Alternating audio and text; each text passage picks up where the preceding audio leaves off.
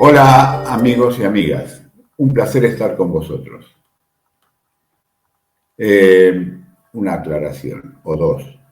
La primera, se me van a mezclar los giros idiomáticos, los verbos. Vengo de, ya sabéis de dónde, por el tono. Vivo en España, así que bueno, trataré de ser lo más claro posible. La segunda aclaración. No voy a hablar de Cornelia Delano. ¿Y ahora qué hacemos? Les explico. Yo soy psicólogo desde hace muchos años, por suerte. Trabajo con familias. De eso sí que vamos a hablar. Miren, si bien el síndrome de Cornelia es muy complicado, ¿qué os voy a contar?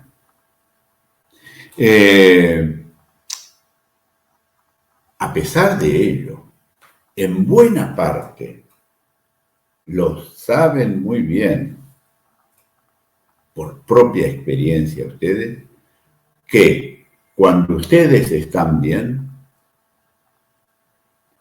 sus hijos también lo están así. Porque es imposible cuidar sin cuidarse.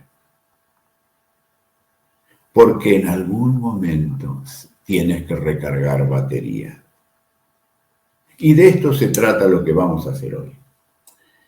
Quiero también, en esta pequeña introducción, agradecerle a Yesenia su trabajo, su ahínco, su perseverancia y su calidez en estas relaciones que hemos tenido, telefónicas, vía Messenger, o ya desde hace años, porque ya el año pasado habíamos empezado a hablar.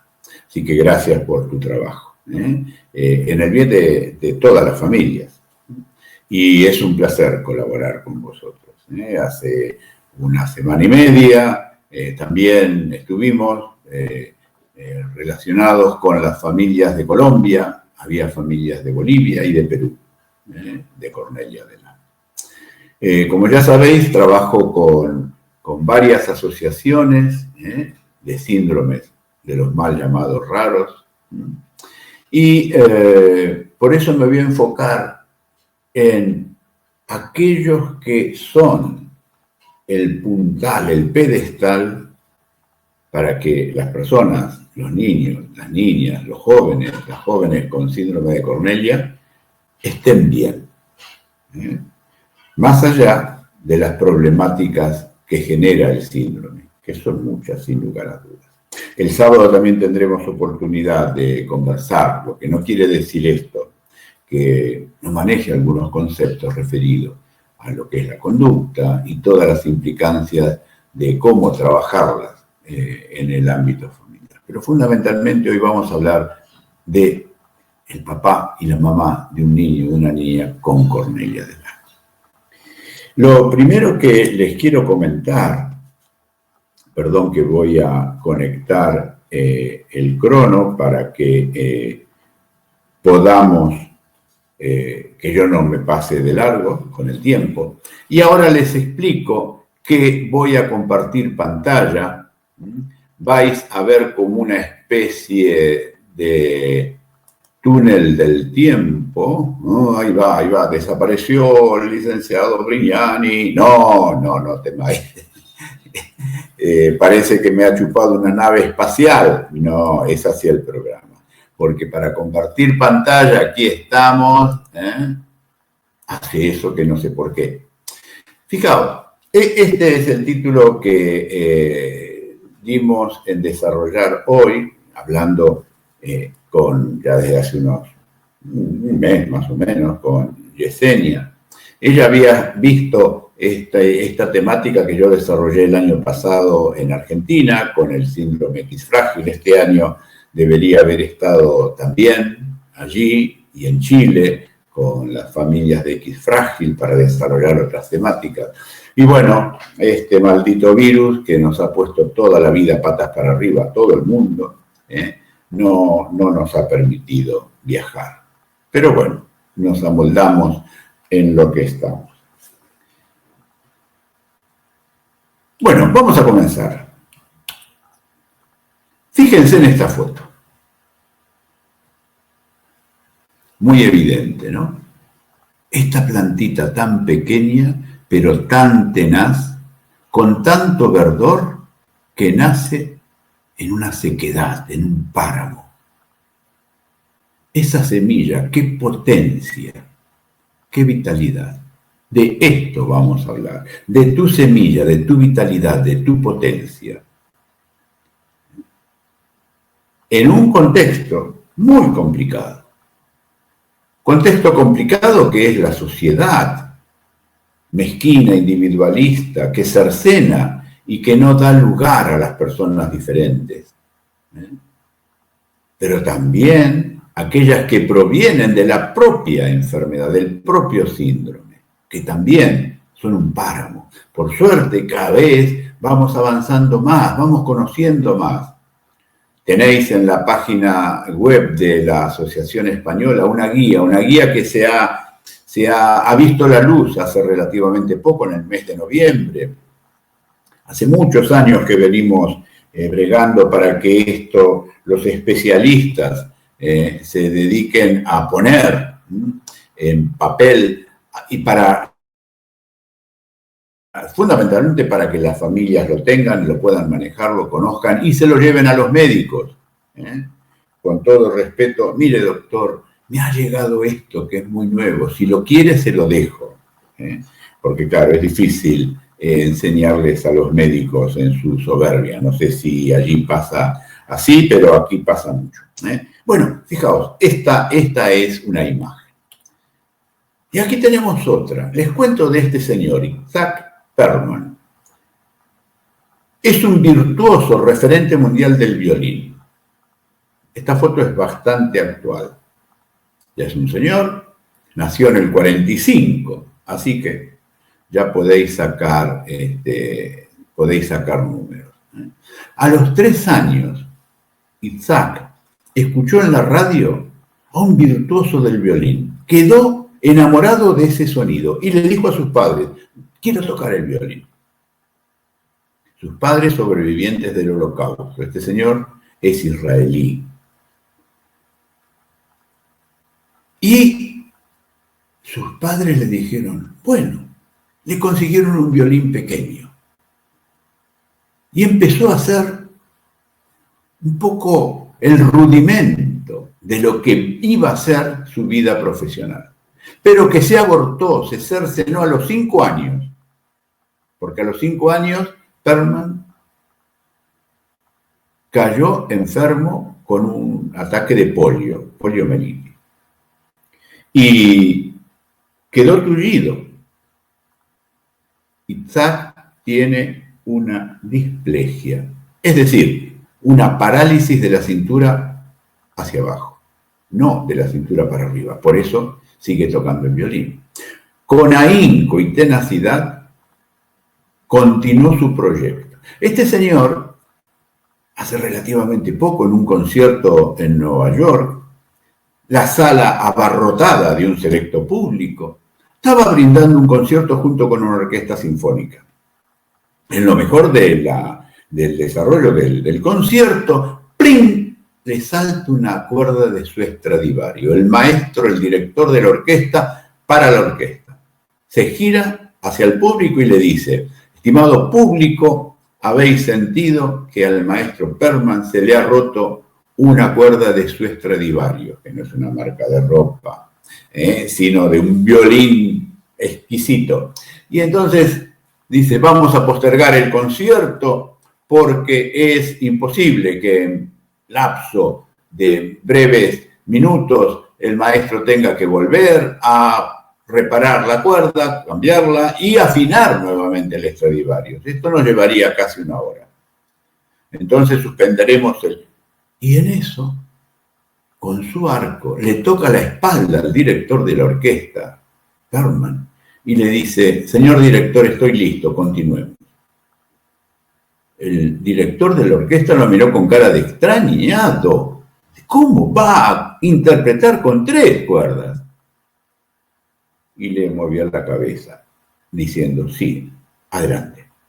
Se reanudó el concierto. Fue un concierto espectacular. La gente batía las palmas de una manera asombrosa. Cuando terminó el concierto, el director fue al camerino de Perlman y le dijo, ¿cómo interpretó así el violín con 3 cuerdas? Y entonces Perlman le respondió esto. Tenemos la obligación de descubrir cuánta música podemos hacer con los recursos que nos quedan. Y yo estoy acostumbrado a arreglarme con lo que me queda. Fijaos, qué hermosa reflexión podemos hacer aquí. ¿Y tu vida no se parece un poco a esto que le pasó a Perlman? ¿Acaso no estás acostumbrado, no estás acostumbrada a hacer música con los recursos que te quedan? Porque claro, el síndrome Cornelia vino como un rayo en tu vida y puso todo patas para arriba. Luego lo tuviste que ordenar y poco a poco te fuiste incorporando. Pero estás muy acostumbrado, muy acostumbrada a arreglarte con lo que te queda. Pero claro, esto no es por arte de magia ni puro voluntarismo. Esto supone, como en el caso de Perlman, mucho trabajo. Y de eso vamos a hablar. Porque aquí nos preguntamos, síndrome Cornelia de Lang. Síndrome Cornelia de Lang. ¿Cuál es la diferencia entre estos dos gráficos? Que en uno, toda la patología de la discapacidad de tu hijo o de tu hija ocupa casi la totalidad de tu vida. Y en el otro gráfico encontramos que solo es una parte.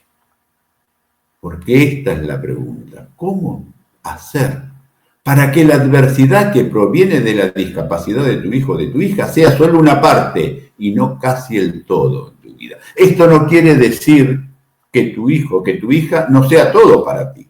No estamos hablando de cuánto le amas. Estamos hablando de cuánta energía consume tu preocupación. De cuánta energía te queda a ti para sobrellevar las adversidades que provienen de la discapacidad de tu hijo. Y de esto vamos a hablar. Caray, es fuerte. Este muchachito, fijaos que enclenque, un alfeñique. Sin embargo, qué cara de satisfacción. Porque él se siente fuerte. Porque ¿quién es más fuerte, tú o la adversidad? Pero ¿de qué fuerza hablamos? Hablamos de tu fuerza interior. Sí. De aquella semilla que tal como vimos en esa foto, tiene la capacidad de sacar la cabeza del hoyo y poner verde en donde solo hay sequedad. Veamos 2 ideas importantes que debilitan tu fuerza interior. La primera, revisemos un poco la idea que tenemos de ser feliz. Porque claro, muchas veces te habrán mirado como con cara de lástima. Pobre padre, pobre madre, mira lo que tiene. ¡Qué cruz! Y en ti algo se revolvió por dentro, diciendo, no me mires con lástima. Pero claro, esta situación de ser feliz es un eslogan tan vendido que a veces nos tenemos que preguntar si que el hecho de que no seamos felices no quiere decir que somos infelices.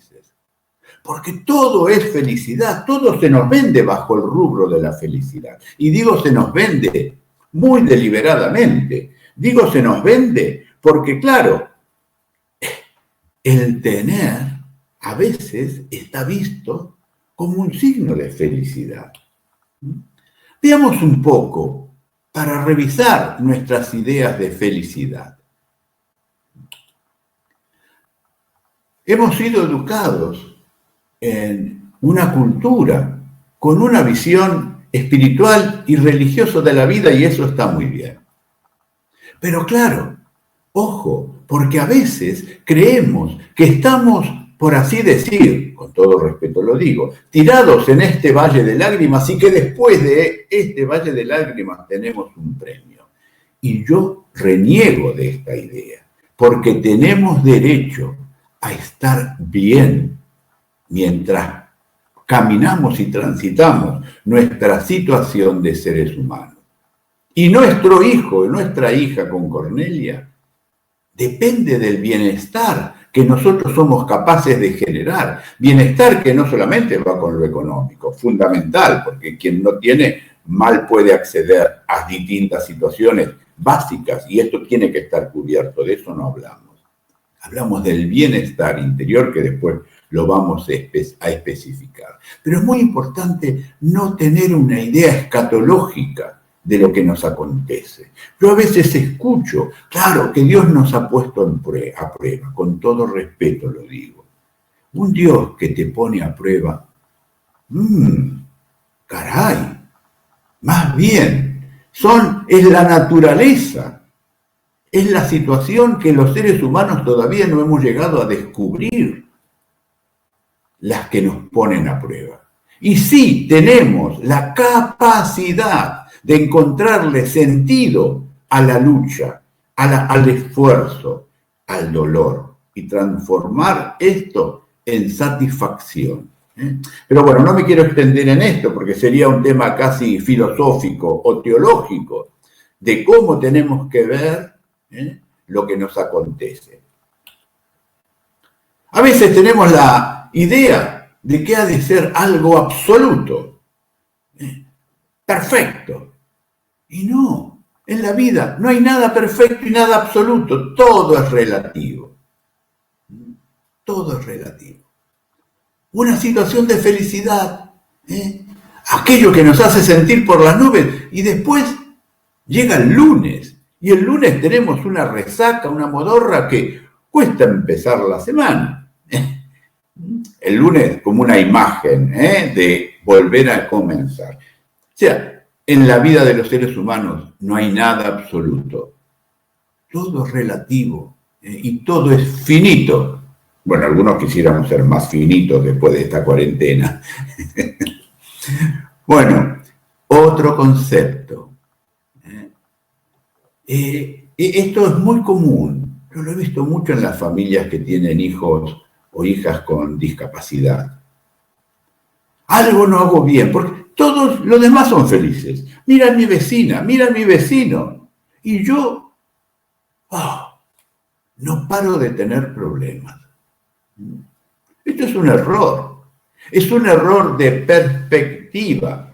Porque no es cierto que todos sean felices. Y no es cierto que las dificultades tengan que ver con tu incapacidad para hacer algo medianamente bien.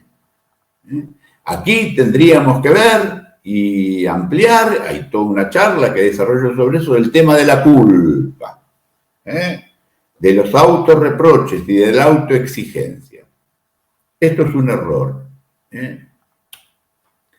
También idealizamos la felicidad, como que está referida a antes o al futuro.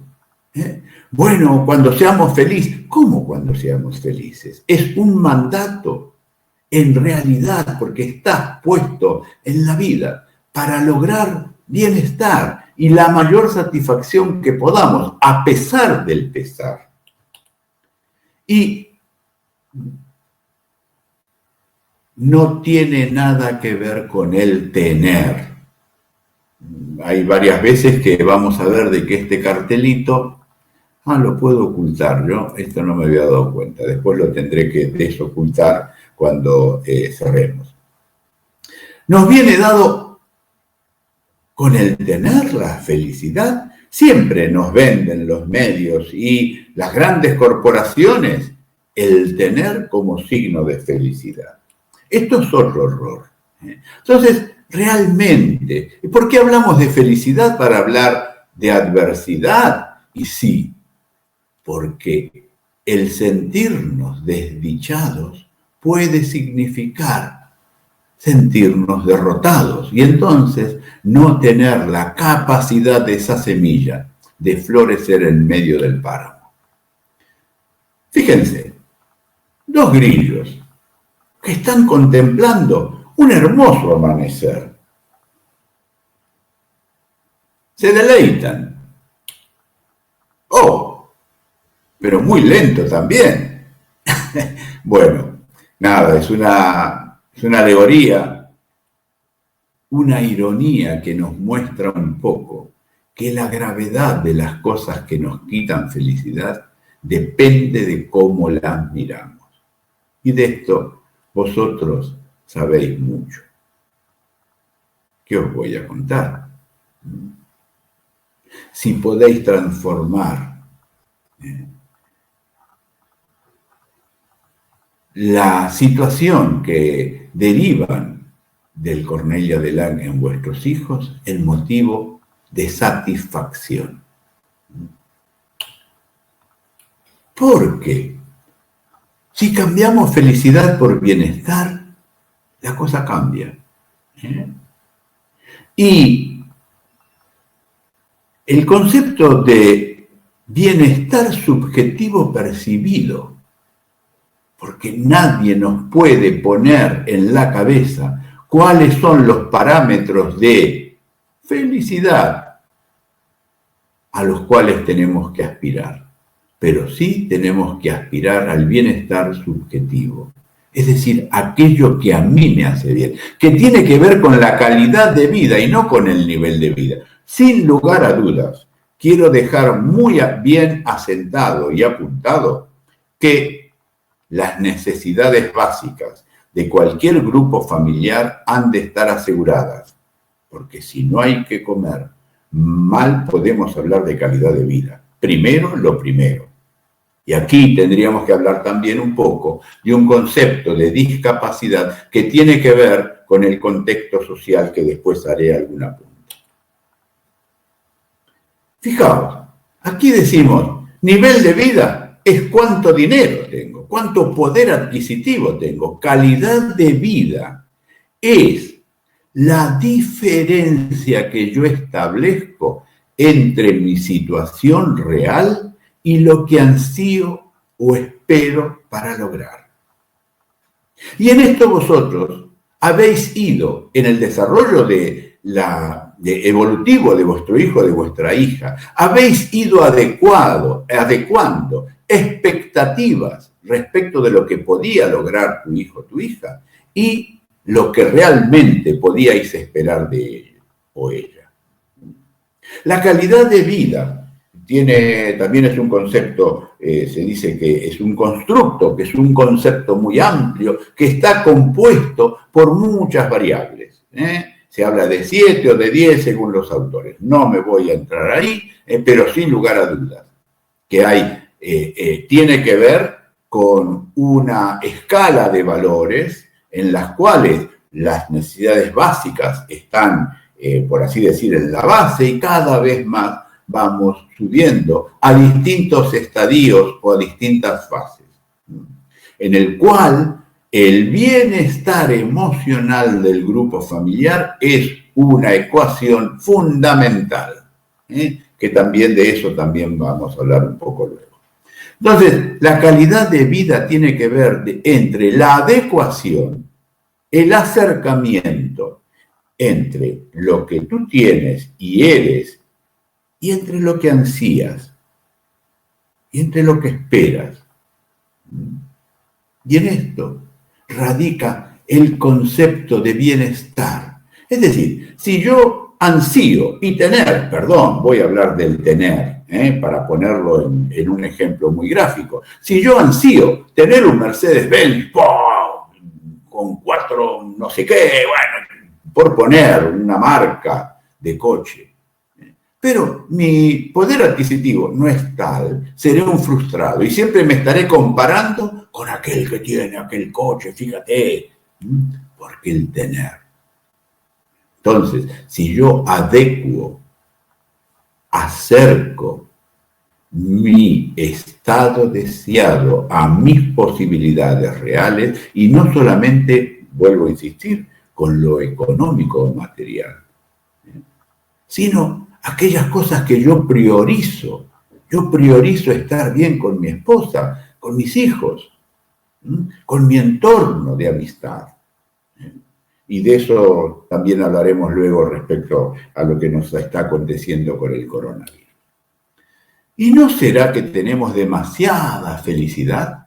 ¿Que todo se centra en la felicidad? Porque tanta infelicidad se debe a que en realidad somos imperfectos. Y entonces estamos buscando siempre aquel paraíso perdido. Aceptar las condiciones de finitud, y más aún con lo que estamos viviendo con este maldito virus. La soberbia tecnológica se nos ha ido al garete. Esta pandemia lo que nos ha planteado es: ser humano, eres finito, no tienes el poder. Por lo tanto, tenemos que poner el poder en aquellas cosas que no son del tener, sino del ser. La otra idea que puede estar afectando de cómo tenemos o nos vemos nosotros respecto a nuestra capacidad es cómo vemos nuestra vida. Hay dos maneras de ver nuestra vida. Esta es el concepto de vida como un arco, donde hay y ahí están los estadios evolutivos, desde la niñez al declive y a la finitud de la vejez. Pero esta es una manera que habla del concepto de juventud como el apogeo.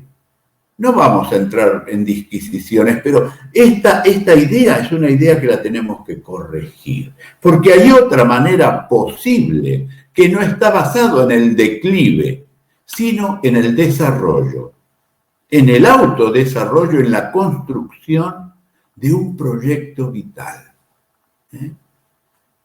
Mirar nuestra vida como una escalera, en el cual siempre es posible ir un poco más, al margen del deterioro físico, al margen de las distintas situaciones y avatares que nos pueden tocar, al margen de las limitaciones que provienen de tener un hijo o una hija con síndrome de Cornelia de Lang. Esta es una visión esperanzadora. Esta es una visión basada en el autodesarrollo, y después también vamos a volver en esta idea. Fíjense, la imposibilidad, el límite, las limitaciones, las barreras. Este joven no se ha detenido ante los escalones, ya lleva unos cuantos transitados. Y hablemos un poco de cómo fortalecer nuestra fuerza interior. Primera cosa, hagamos memoria. Hagamos memoria de la época en la cual apareció en nuestra vida un hijo, una hija, con un síndrome que jamás habíamos oído hablar de él. Un síndrome que nos chocó, porque claro, Cornelia de Lang tiene tales alteraciones que no es lo mismo que un TEA, una persona con autismo, en el cual no hay rasgos. Y hasta que no ves una alteración en la conducta o que esta persona no reacciona a algún estímulo, no sospechas de que hay algo que no se adecua a lo esperado. Cornelia de Lang es una doble bofetada. ¿Por qué? Porque tiene, con todo respeto lo digo, tiene aquellos rasgos fenotípicos que hacen de que sea imposible no darse cuenta de que esta persona tiene un trastorno. Y claro, allí en aquella época todo se te debe haber venido abajo. Y tuviste que reincorporarte, y tuviste que vivir y elaborar un proceso de aceptación.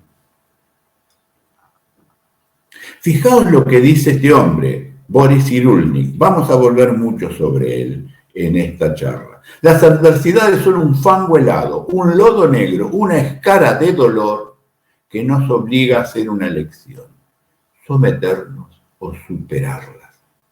La resiliencia, este concepto, se lo tienen que grabar, si no ya lo saben, se lo tienen que grabar mucho en la cabeza, porque la resiliencia define el resorte que aquellos que luego de recibir un golpe pudieron superarlo. Y tú eres una persona resiliente. Pero claro, no es un acto. Constantemente tienes que trabajar tu resiliencia. ¿Para qué? Para decidir si te sometes o te superas. No la situación, sino superarte a ti mismo o a ti misma. Les cuento rápidamente quién es Boris Cyrulnik. Es un autor que en este momento vive en Francia. Es un sobreviviente del Holocausto, en el cual los nazis eliminaron a los judíos. Boris Cyrulnik era el hijo de una familia judía que se escapó cuando llevaron los nazis a su padre, a su madre y a sus dos hermanas. Él se escondió en un bosque y desapareció. Tenía apenas 4 añitos. Su madre, antes de que aparecieran los nazis, le dijo: nunca digas que eres judío. Y él aprendió que ser judío es ser digno de morir. ¿Quién era judío? Tenía que morir. Y por eso esta idea le ayudó a escapar constantemente. Cuando tenía 7 años, se salvó de otra situación. Se salvó porque estaba en una especie de orfanato en el cual aparecen los nazis a buscar niños judíos. Y alguien lo delató. ¿Por qué? Porque vieron que tenía el prepucio cortado, cosas que de los niños, los varones, somos así y hacemos estos jueguitos. Los varones nos entendemos. A ver quién y cómo, ¿no? Bueno, alguien delató: tú eres judío. Los nazis vinieron a buscarlo. Una mujer celadora que se había encariñado mucho con él porque conocía a sus padres, lo escondió y lo hizo meter en una ambulancia con cadáveres. Lo metió abajo de los cadáveres. Cuando se llevaban estos cadáveres a enterrarlos a una fosa común, los conductores pararon a hacer sus necesidades y Boris aprovechó esa situación para escapar. Segunda vez que salva su vida. Luego, ya de mayor, él empieza a recordar todo esto que lo tenía muy olvidado. Y él empieza a trabajar el concepto de resiliencia, es decir, la capacidad de transformar lo que se vive en energía, porque él fue un niño resiliente.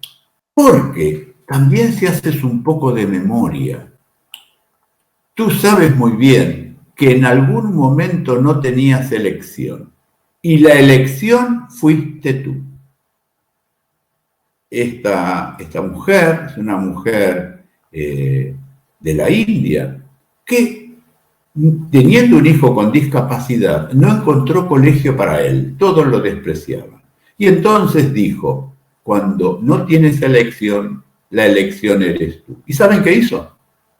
Juntó un grupo de niños y creó una escuela especial para niños especiales. Cuando no tienes elección, la elección has sido tú. y de esto te tienes que acordar.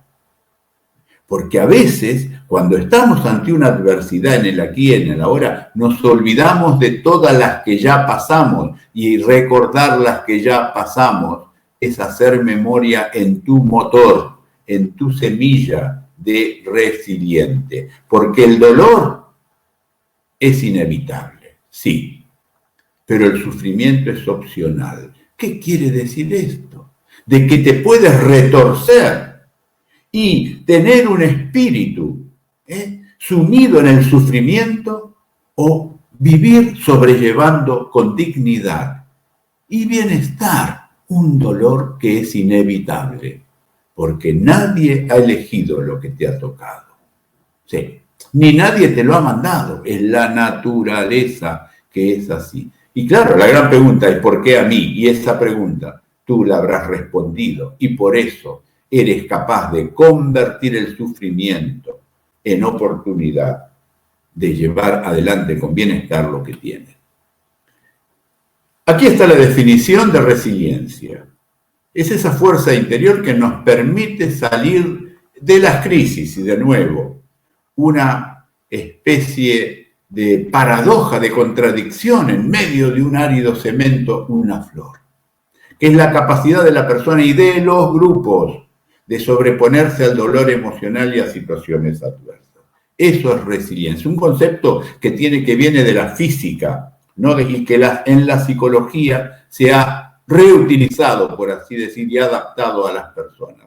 La resiliencia es la capacidad que tienen los organismos de asimilar golpes sin romperse.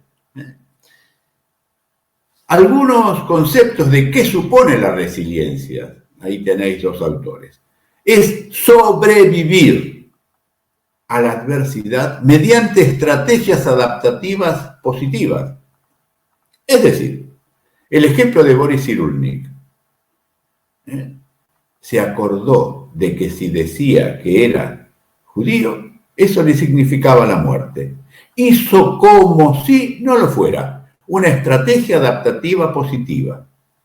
Adaptativa quiere decir que valoro mis circunstancias y trabajo con ellas para construir mi proyecto vital. Otra característica que supone la resiliencia, prepararse para adversidades futuras. ¿Por qué? Porque no hay nada perfecto y nadie lo es. Y la aceptación es algo vivo, dinámico, y que constantemente,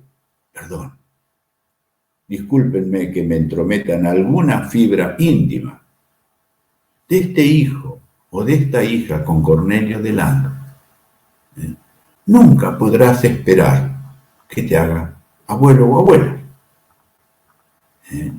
Esto es algo, fíjate, que tal vez de cara al futuro, hoy no lo piensas, porque eres joven, tu niño, tu niña, todavía. Pero claro, en algún momento se puede aparecer esta idea y hay que volver a trabajar una frustración gracias al esfuerzo de la aceptación. Y así tantas cosas podríamos nombrar que suponen un trabajo psicológico de introspección, como vemos aquí. La introspección podríamos decir, antiguamente decíamos examen de conciencia, ¿no? La introspección es ese examen interior por el cual aprendes de la superación. ¿Qué es lo que te llevó a seguir adelante? ¿De dónde has sacado fuerza antes? La introspección es ese recurso de conciencia por el cual una persona se dice, ¿soy capaz frente a esto? Sí, porque he sido hasta ahora. Y si llegué hasta aquí, bendita sea el momento que estoy en esta situación con mi hijo, con mi hija, mucho mejor que la que ya he superado, es porque tengo recursos. Otro requisito para tener la resiliencia es un buen uso de recursos antiestrés. Es imposible sobrellevar las adversidades estando en una situación de estrés. Y claro, aquí hay un elemento que es muy importante, y es que los trastornos de conducta de nuestro hijo, de nuestra hija, pueden ser causa de estrés. Los gritos, los dolores, el no poder entender qué es lo que necesita, siente o quiere, y aquí tendríamos que hablar un poco de cómo los soportes, que eso también después, lo voy a dejar para después. Pero las situaciones de que te generan estrés han de ser objeto de atención. Debes preocuparte de resolverlas. No es invulnerabilidad resiliencia. Aquí pongo un ejemplo, el acero versus el junco. Fijaos, el acero, sí, es muy resistente, pero una fuerza mayor que su capacidad de resistir lo puede derribar o quebrar. Por eso la alegoría del Titanic se hundió. El junco, mientras tanto, tiene la flexibilidad de adaptarse positivamente a los distintos vaivenes o circunstancias de la vida. Fijaos qué paradoja. Ser resiliente no es ser invulnerable. Por eso tenemos que cuidarnos mucho y adquirir la flexibilidad de poder adaptarnos a las circunstancias. Aquí vuelvo un poco a los recursos antiestrés. El cuidado del tiempo de cada cual, un tiempo para cada cual, de tomar un poco de respiro es fundamental. Cada cual es papá o mamá. Y en el caso de familias monoparentales, más aún deben tener el cuidado de buscar apoyos para poder tomar un respiro y hacer un pasito atrás y tener tiempo para cada cual. También la resiliencia supone un buen uso de la memoria y del olvido. Claro, hay cosas que tenemos que olvidar y hay cosas que tenemos que recordar. Tenemos que olvidar el sufrimiento que nos causó la mala noticia de un diagnóstico. Pero tenemos que recordar la capacidad que tuvimos de decir, sí, este es mi hijo, esta es mi hija. Voy a buscar tu bienestar, hijo o hija de mi alma. Y hay otro concepto que también hace a la resiliencia, es darle sentido a lo que acontece. Y aquí cito a otro autor, Víctor Frank, otro sobreviviente del Holocausto, también un autor judío que dio origen a toda una concepción psicológica que se llama psicología existencial humanista. Y ahí hay muchos autores, pero Víctor Frank es un referente en este sentido. Darle sentido a lo que acontece lo voy a explicar con una pequeña anécdota o cuento. Cuentan que un sabio se puso a andar por los caminos para aprender más de los seres humanos. Llegó a un sendero y se disfrazó de mendigo para no ser confundido y así poder observar y aprender. Entonces se puso a andar por un camino y el ruido que escuchaba le hizo darse cuenta que estaba llegando a una cantera. Vio a un hombre picar piedras y le dijo, buenos días, buen hombre, ¿tú por qué picas piedras? Y este le respondió, hombre, porque no soy un vago como tú, que vive de la limosna, mendigando. Yo trabajo, mi trabajo es digno y me gano el pan picando piedras. Siguió su camino, el sabio mendigo, y vio a otro hombre picar piedras. Y le dijo, buen hombre, ¿y tú por qué picas piedras? Hombre, porque es el oficio que he aprendido de mi padre. Y a mi padre se lo enseñó su abuelo. Y a mi bisabuelo ya era picapedrero.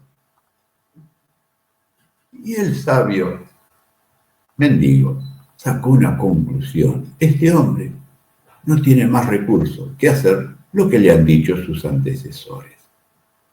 Y por fin encontró a un último hombre muy enclenque, muy debilucho, pero que con mucho ahínco y esmero picaba una enorme piedra. Le dijo: buen hombre, ¿y tú por qué picas piedras? Dejó su cincel y la masa, lo miró, puso la mano en la piedra y dijo: ¿sabes por qué? Porque esta piedra va a construir una catedral. El sabio se fue meditando en el aprendizaje que había obtenido de ese hombre tan débil y enclenque que le daba un significado a su picar piedras. Y aquí está la pregunta. ¿Tus piedras en qué catedral van a estar? ¿En la catedral del ser o en la catedral del tener? ¿En la catedral de generar y construir satisfacción en tu entorno familiar? Darle sentido a lo que acontece. Fuentes protectoras de la resiliencia, de Grotberg. Son 3, según este autor. Hay una dimensión interna, aquellos elementos que son propios tuyos, psicológicos, tus recursos, tu manera de ver la vida, tu manera de ver positivamente las cosas, tu manera de comunicarte positivamente con tu entorno. La dimensión externa, que son aquellos apoyos externos de nuestro círculo de relaciones primarias. Después veremos también de que conectarse, y por eso son las asociaciones como es esta fundación, lo que permite es establecer vínculos de apoyo mutuo. Es muy difícil caminar solo por el desierto sin tener, por así decir, entre comillas, apoyos logísticos que te den un poco de sustento, un poco de agua para atravesar este desierto. Y por fin la dimensión social, a esto me refería antes. La otra vez, con nuestros amigos y hermanos de Colombia, una madre, hubo preguntas, bastantes, y una madre me plantea una situación muy difícil respecto de su hija, con un serio trastorno de conducta, con autolesiones. Y entonces, claro, yo les referí la necesidad de tener un código de comunicación alternativo a través del pictograma. Y entonces le digo, mira, aquí es fundamental tener el asesoramiento de algún profesional, alguna logopeda, algún psicopedagogo. Y me dice, es que en mi pueblo no hay nada de eso. Fijaos, ¿no? Cómo una discapacidad es más discapacidad o menos según el entorno y los apoyos sociales. Por eso, esta dimensión social nunca nos la tenemos que olvidar.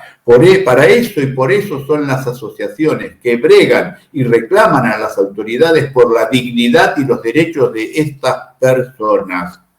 Porque si siempre ponemos la discapacidad como si fuera un regalo de una oportunidad para ser nosotros mejores, nos olvidamos de reclamar a los responsables de que nos tienen que dar los recursos y los medios y las oportunidades a las cuales nuestros hijos e hijas tienen derecho igual que cualquier otro ciudadano.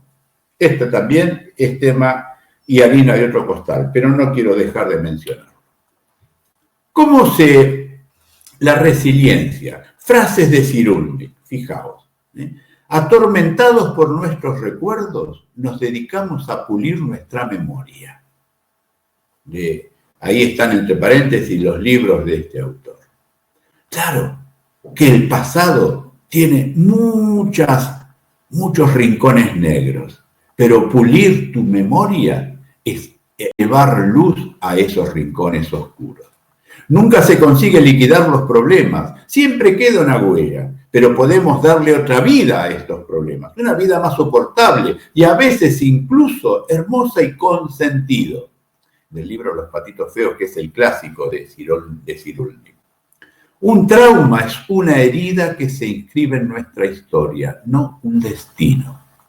Sí, tú llevas en tu cuerpo la herida que sufriste cuando se te dio el diagnóstico de que esto que tu hijo tiene o tu hija es irreversible y es crónico y es para toda la vida y trae un montón de complicaciones, es una herida. Ya cicatrizada, pues hay que trabajar esa herida. Pero no es un destino, porque el destino es el bienestar dentro de tus posibilidades y la de tu hijo. Fijaos qué bonito la que viene ahora. Nuestra risa es un arma. Somos más fuertes que la desesperación. Qué bien que viene también para este tema, esta frase para esta época de pandemia. Todo ser humano herido se ve forzado a transformarse o perecer. Qué fuerte y maravillosa es esta frase del libro La maravilla del dolor. Estas 10 ideas vienen de la APA después del 11 de septiembre. O sea, un grupo de expertos establece de cómo se trabaja la resiliencia. Y acordaos lo que significó el 11 de septiembre el derribo por las fuerzas malignas del extremismo, las Torres Gemelas. Hacer conexiones, la capacidad de mantener relaciones interpersonales productivas. Hubo un momento en el cual el dolor del diagnóstico, de la situación que viviste, te puede haber llevado a aislarte. Porque esa herida necesitaba cicatrizar y no tenía ganas de ver a nadie. Es comprensible. Pero hacer conexiones con gente que vibra en la misma sintonía que tú es fundamental. Por eso las asociaciones, por eso el encontrar personas que te sean referentes y que alimenten tu actitud positiva, y no aquellos que te lamentan y te ven con cara de pobrecito, pobrecita, y que se lamentan y tienen conmiseración hacia tu niño o tu niña. No, tu niño o tu niña no es un pobrecito, es un ser que tiene una serie de limitaciones, pero que tiene derechos y posibilidades de desarrollarse igual que cualquier otro. Evitar ver la crisis como problemas insuperables. Sí, estamos en situaciones difíciles. ¿Y qué? ¿No hemos vivido otras igual? ¿Y las hemos superado? Pues esta también. Aceptar los cambios como que son parte de la vida misma. No vivimos en el cielo, vivimos en esta tierra y somos seres limitados, finitos, y los demás también. Por lo tanto, es inevitable que tengamos problemas. El tema está no mirarlos como situaciones insuperables. Avanzar hacia objetivos, trabajar metas realistas y posibles. Actuar con decisión contra la adversidad. Esta decisión es un propósito que una pareja, que una persona se hace. He escuchado miles de veces esto. Cuando le diagnostican a mi hijo, lo ve un médico y dice, esta persona va a ser como un mueble, no tenga mucha expectativa. Y salí con tanta rabia que por dentro me dije, a este médico le voy a demostrar, y tú vas a andar, y tú vas a hablar, y tú vas a ser un niño feliz, una niña feliz. Porque eso es decisión. Alimentar una visión positiva de uno mismo. Porque claro, aquí también puede haber una situación de relamerse un poco en la herida. Y acá tenemos que cuidar de no caer nosotros en la conmiseración para con nosotros mismos. Mantener la perspectiva de lo que ocurre, acordaos de los 2 grillos, en la primera fase, en la cual estaban esperando, qué buen amanecer. No importa si después va lento, pero poner en su justo contexto lo que ocurre. Porque a veces creemos que somos los únicos a quienes les acontece esta situación. Y eso es un error. Mantener una visión esperanzadora acerca de la propia vida.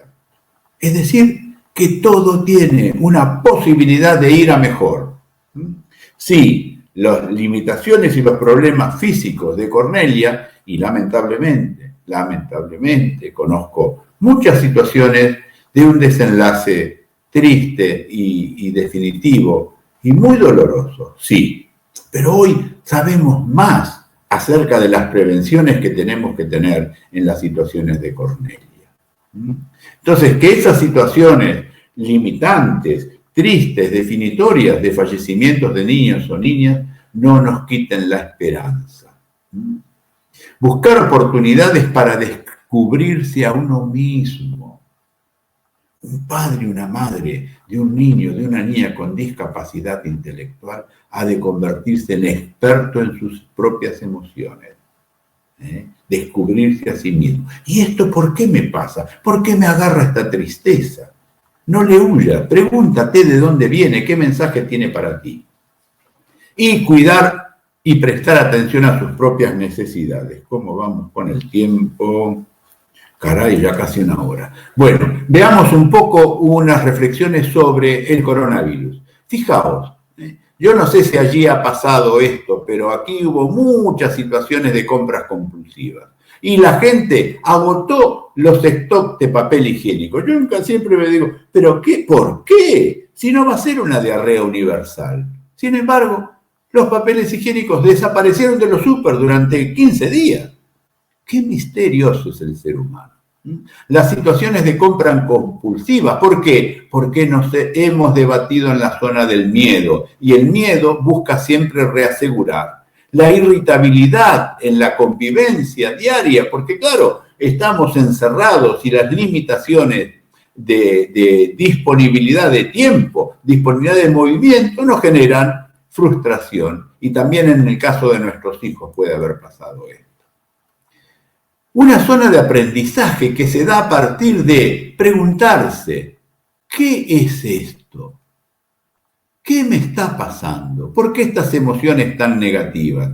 Un factor fundamental ha sido, si no lo has hecho, la desintoxicación informativa. No consumas cualquier cosa que anda por las redes, los bulos o mentiras que se hacen correr, y reconocer que cada cual tiene su propia limitación. Y cada cual hace lo que puede con esta situación. Fijaos que aquí avanzamos del miedo a una zona de aprendizaje en la cual nos preguntamos, ¿y esto qué me enseña? Y por fin la zona de crecimiento, que se da a partir de darle un significado a lo que acontece. Esta pandemia es un signo de que hemos hecho muchas cosas equivocadamente, pues a corregirlas. ¿De dónde ponemos las prioridades? Una actitud proactiva y una actitud positiva para sobrevivir en estas circunstancias. El factor solidario de encontrar en los demás un apoyo, la apertura solidaria. Aquí todos los días a las 8 de la noche se aplaude a los médicos y a las fuerzas de seguridad y a las personas que están en el primer línea luchando contra el coronavirus. Vivir el presente. Otro elemento que sin lugar a dudas tú lo sabes hacer. Y eso te asegura un desarrollo personal. Porque superar la adversidad tiene algo de muy contagioso. Sí. Yuval Harari, un pensador que tiene un libro que se llama Sapiens, es un libro un poco gordo, pero que ofrece una visión muy esperanzadora de lo que es el género humano y la sociedad humana hoy. Nos dice esto lo dijo en un artículo hace muy poquito, aquí en un diario en Cataluña. Nuestros mayores enemigos no son los virus, aunque debemos tener precaución con ellos, sino la codicia, el odio y la ignorancia. Y por fin siempre tendremos el buen humor para tener fuerza interior. Porque no importa en qué situación de la vida te encuentres, no importa qué tan largo y arduo sea tu camino, recuerda que siempre hay una luz al final del túnel. Un breve cuento para terminar. Cuentan que un portador de agua tenía 2 tinajas, una en perfecto estado y otra agrietada. Y cada vez que iba y venía perdía mucha agua esta tinaja. Una vez descansando, esta tinaja muy triste y apesadumbrada le dijo al portador de agua, amigo aguatero, tírame, no sirvo, te hago trabajar más. Sin embargo, mi compañera que está sana te sirve mejor. El portador de agua le dijo, no te equivoques. Mira a la vera del camino, en el lado derecho, a donde vas tú. Fíjate el vergel que ha crecido. Y sin embargo, en el otro lugar, donde está la tinaja, donde va la tinaja sana, no hay ninguna flor. Y tú me sirves para alegrarme la vida regando la vera del camino en donde hay abejas e insectos que pululan por el vergel que has generado tú. Aplícate este cuento. Porque tenemos que agradecer lo que tenemos, agradecer lo que tengo, pero trabajar para mejorarlo. Espero haberles servido un poco de apoyo con estas reflexiones. Y pura vida, Costa Rica.